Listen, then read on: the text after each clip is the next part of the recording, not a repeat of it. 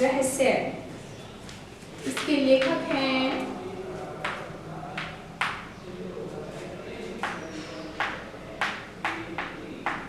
Quentin Reginald.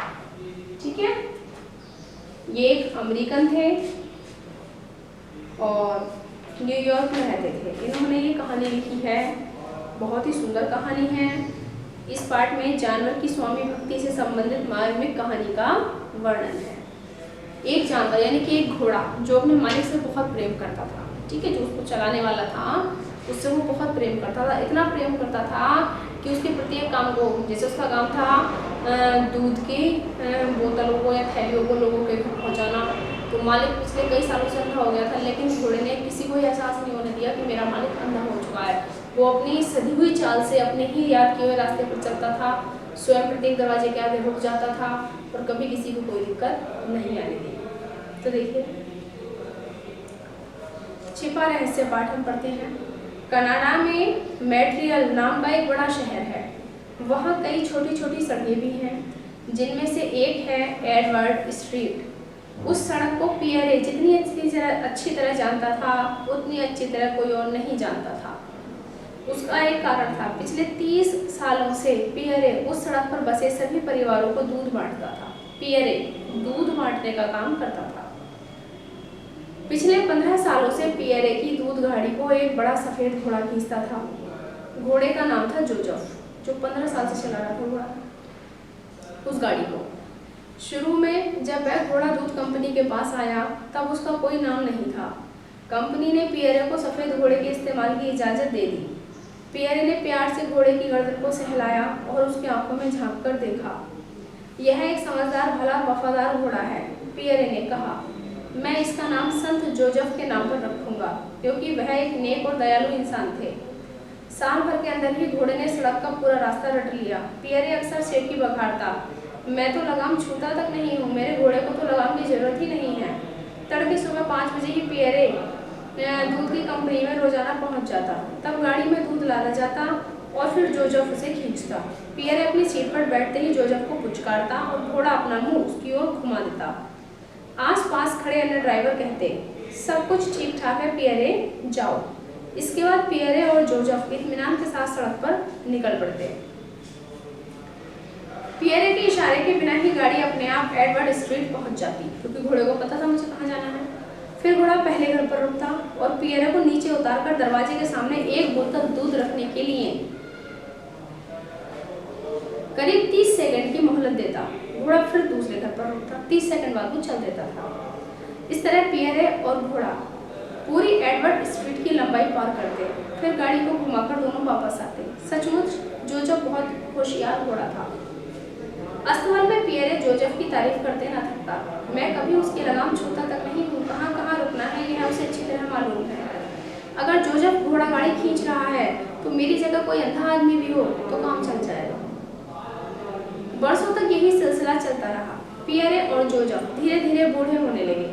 Pierre की मूछें अब पक्कड़ सफेद हो गई थी। जोजफ भी अब घुटनों को उतना ऊंचा नहीं उठा पाता था। अस्तबल के सुपरवाइजर जैक को उसके बुढ़ापे का पता तब चला जब एक दिन पियरे लाठी के सहारे चलता हुआ आया। क्या बात है पियरे? जैक ने हंसकर पूछा। क्या तुम्हारी टांगों में दर्द है? हाँ जैक, पियरे ने जवाब दिया। मैं अब बूढ़ा हो रहा हूँ और पैर भी दर्द करने लग गए हैं। बस तुम अपने घोड़े को दरवाजे पर दूध की बोतलें रखना सिखा दो, जैक ने कहा। बाकी सारा काम तो वह करता ही है, बस दूध की बोतलें तो तुम रखते हो, बाकी तुम्हारा सारा काम तो तुम्हारा घोड़ा करता है, वो भी रखना सिखा दो। एडवर्ड स्ट्रीट पर बसे सभी 40 परिवारों को पियरे अच्छी तरह जानता था।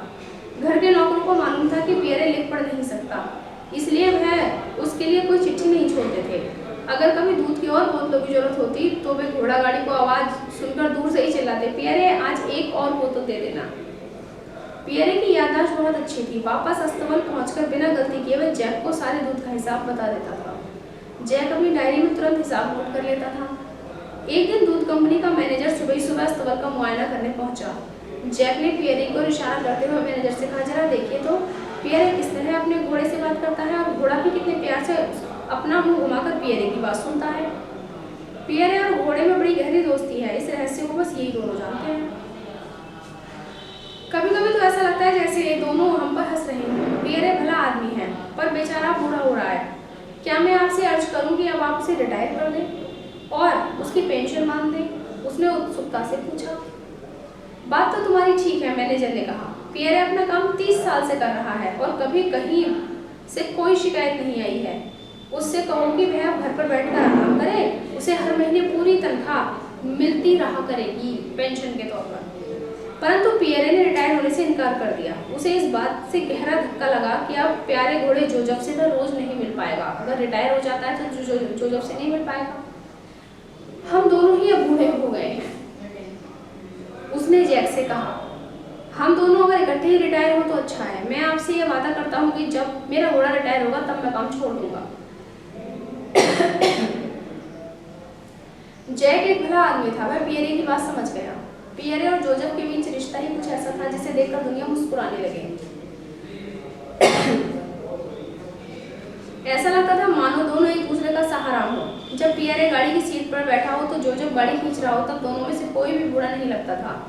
लेकिन काम खत्म होने के बाद पियरे लंगड़ाते हुए सड़क पर इस तरह धीरे धीरे चलता जैसे बहुत बूढ़ा आदमी हो। उधर घोड़े का भी मुंह लटक जाता, वह थका हारा सा अस्तबल वापस आ जाता। लेकिन काम के समय दोनों में ऐसी फुर्ती रहती, दोनों में से कोई भी बूढ़ा ना हो। सुबह सुबह एक दिन जब पियरे आया तो जैक ने उसे एक बेहद बुरी खबर सुनाई। पियरे आज सुबह जोजफ सोकर ही नहीं था, वह बहुत बूढ़ा हो गया था। 25 साल की उम्र में घोड़े की वैसी हालत हो जाती है जैसे 75 साल के बूढ़े आदमी की होती है। हाँ, पियरे ने धीरे से कहा, अब जोजफ को कभी नहीं देख पाऊँ। नहीं, तुम उसे देख सकते हो, जैक ने दिलासा देते हुए कहा। वह भी अस्तबल में है और उसके चेहरे पर बड़ी शांति है, तुम जाकर उसे देख तो लो। पियरे घर लौटने के लिए वापस मुड़ा। तुम समझोगे नहीं जैक, जैक ने उसका कंधा थपथपाया। फिक्र ना करो, हम तुम्हारे लिए जोजफ जैसा एक और घोड़ा ढूंढ देंगे और महीने भर में तुम जोजफ की तरफ से पूरा रास्ता दिखा देना, है ना? लेकिन वो उसको देखने नहीं गया, वो अपने एक दोस्त को इस अवस्था में देख नहीं सकता था। पियरे वर्षों से एक मोटी टोपी पहनता था। टोपी के हुड से उसकी आंखें लगभग ढक सी जाती थी, ठीक है, जो आगे को निकला रहता है छज्जे टाइप का। उसे उन आंखों से में एक निर्जीव भाव दिखाई दिया। पियरे की आंखों से उसके दिल का दर्द झलक रहा था। ऐसा लगता था जैसे उसका दिल रो रहा हो। आज छुट्टी ले लो पियरे, जैक ने कहा। परंतु पियरे उससे पहले ही घर वापस जाने के लिए चल पड़ा। अगर कोई उसके पास होता तो अवश्य पियरे की आंखों से लुढ़कते आंसू देख पाता और देखता, पर वह आ गया। उधर तेजी से आते ट्रक के ड्राइवर ने जोर से हॉर्न बजाया और दबाकर ब्रेक लगाया, लेकिन पियरे को कुछ सुनाई नहीं दिया। 5 मिनट बाद एम्बुलेंस आई। उसके ड्राइवर ने कहा, यह आदमी मर चुका है। तब तक जैक और दूध कंपनी के कई लोग वहां पहुंचे और पियरे के मृत शरीर को देखने लगे। एक ड्राइवर ने गुस्से से कहा, ट्रक ड्राइवर ने, यह आदमी खुद ब खुद ट्रक के सामने चला आया। शायद ट्रक दिखा ही नहीं।